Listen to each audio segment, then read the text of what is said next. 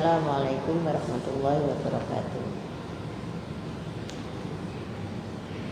Ketemu kembali anak-anak siswi NTS Perguruan Muhammad kelas 9 pada mata pelajaran Sejarah Kebudayaan Islam.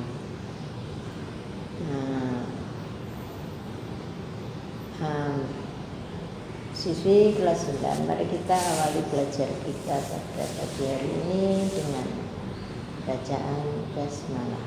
Bismillahirrahmanirrahim. Semoga dengan bacaan bismillah ini kita akan mendapatkan ilmu yang manfaat, barokah.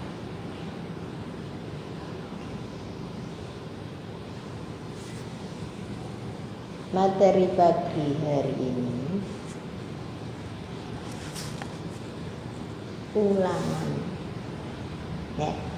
ulangan harian pada pelajaran 2 pertemuan yang sudah kita pelajari.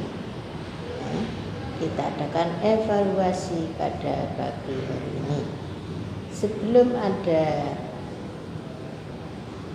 memasuki evaluasi, terlebih dahulu akan saya ulang kembali 2 pertemuan kemarin. Yang pertama, masuknya agama Islam ke Indonesia. Masuknya agama Islam ke Indonesia pada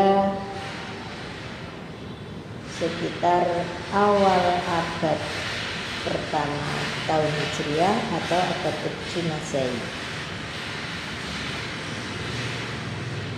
Para tokoh membagi masuknya agama Islam ini macam-macam. Akhirnya muncullah beberapa teori. Ada teori Gujarat, teori Mekah, teori Persia, dan teori Cina. Bila disimpulkan 4 teori tersebut, Islam masuk ke Indonesia antara abad 1 Hijriah atau 7 Masehi sampai berkembang di Indonesia sekitar abad 13 Masehi.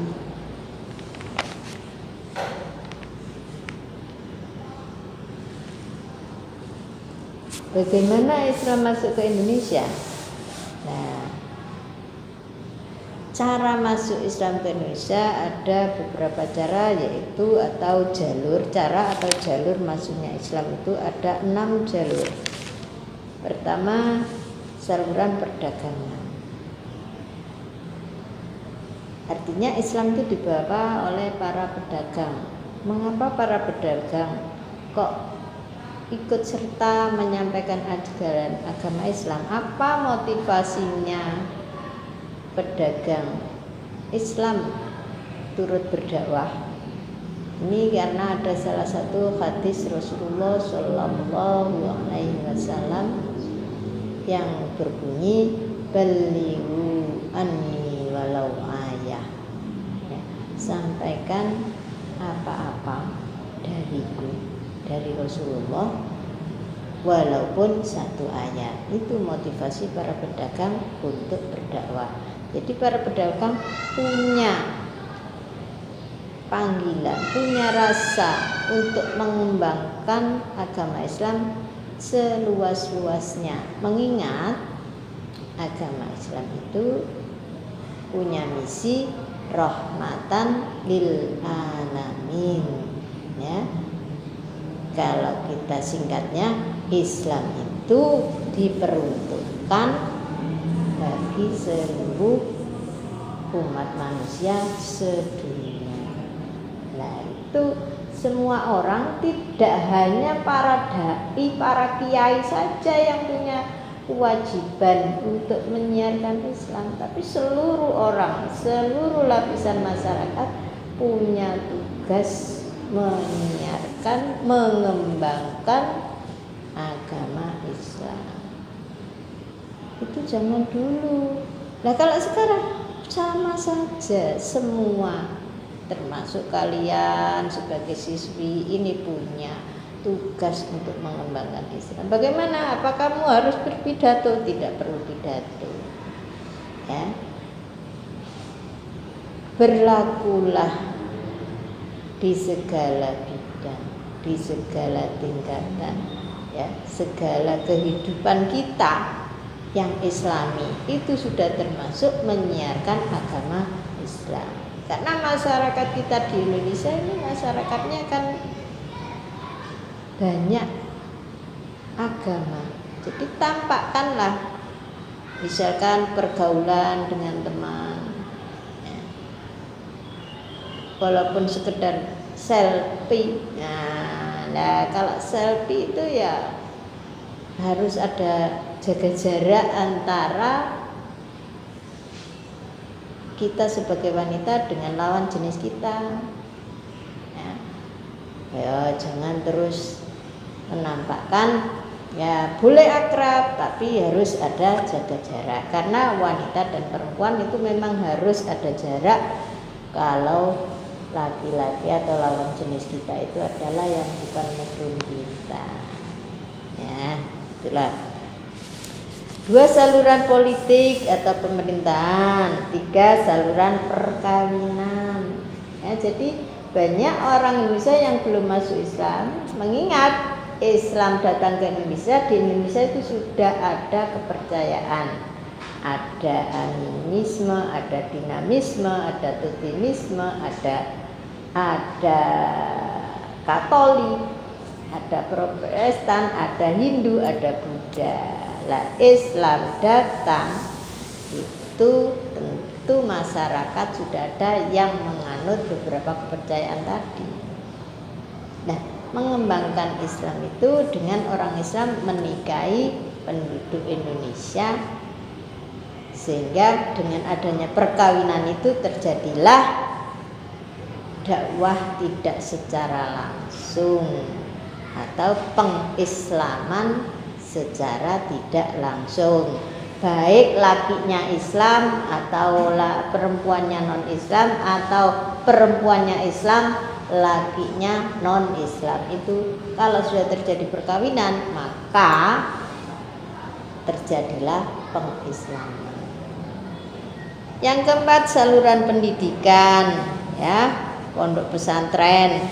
Pondok pesantren pertama yang didirikan oleh penyiar agama Islam yaitu Ampel Denta. Pendirinya adalah siapa? Jangan lupa ya. Jangan-jangan kakek sate lali aja lali ya. Sunan Ampel. Lalu saluran tasawuf dan saluran budaya dan seni. Materi terakhir, faktor Islam mudah diterima di Nusantara. Islam itu adalah agama yang fleksibel, ya.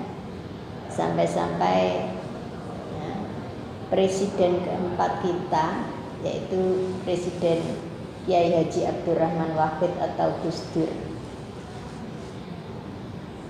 dalam segala momen sukanya, ya, candaannya adalah gitu aja kok repot. Nah, Islam juga begitu, gampang saja, gak sulit-sulit ya Islam. Kenapa Islam itu mudah diterima oleh bangsa Indonesia? Ada banyak faktor. Yang pertama, masuk Islam itu mudah sekali syaratnya, ya. Syaratnya apa? Hanya satu, mengucapkan 2 kalimat syahadat atau syahadataini. Bunyinya asyhadu an la ilaha illallah wa asyhadu anna Muhammadar Rasulullah. itu sudah Islam. Lah sholat dan yang lain-lain itu kalau sudah masuk Islam konsekuensinya harus melakukan segala perintah-perintah dalam Islam.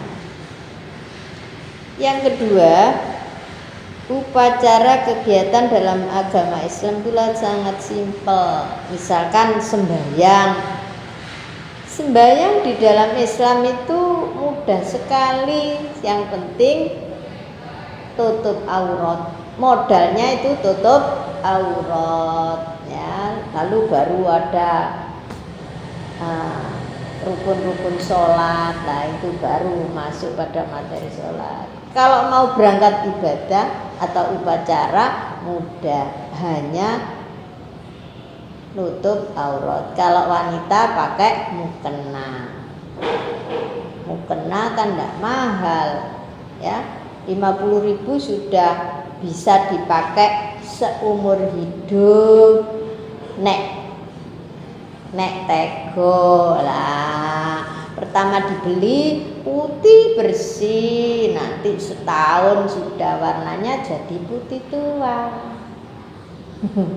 Itu 75 atau 50.000 sudah untuk pakai, ya. Yang penting kotor cuci cuci kering pakai lah. Itu beda dengan kalau orang Hindu mau sembahyang, ya.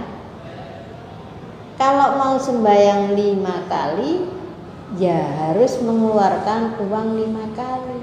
Buat apa? Buat bikin sesajen, ya. Sembahyangnya orang Islam di masjid, musola, ya. Orang Jawa bilangnya di langgar. Kalau orang Hindu Buddha sembahyangnya di pura dengan membawa sesajen. Lah, sesajen itu ya dibeli. Minimal harga satu sesajen itu minimal paling murah, paling elek, paling enggak kena disawang itu, ya. Tuhannya paling ya mesem-mesem tok karena sesajennya elek, ya. Itu sekitar 10.000 satu kali sembahyang. Kalau mau sembahyang 5 kali berarti sehari orang itu harus punya uang 50.000 untuk sembahyang tok, yang lain. Nah, beda dengan Islam. Sehari sholat fardunya 5 kali, sholat sunahnya banyak. Dengan mukena 50.000 bertahun-tahun, ya. Kalau tego warnanya berubah warna ya nggak apa-apa, ya. Nah itu makanya orang mudah masuk agama Islam. Yang ketiga, dalam Islam tidak mengenal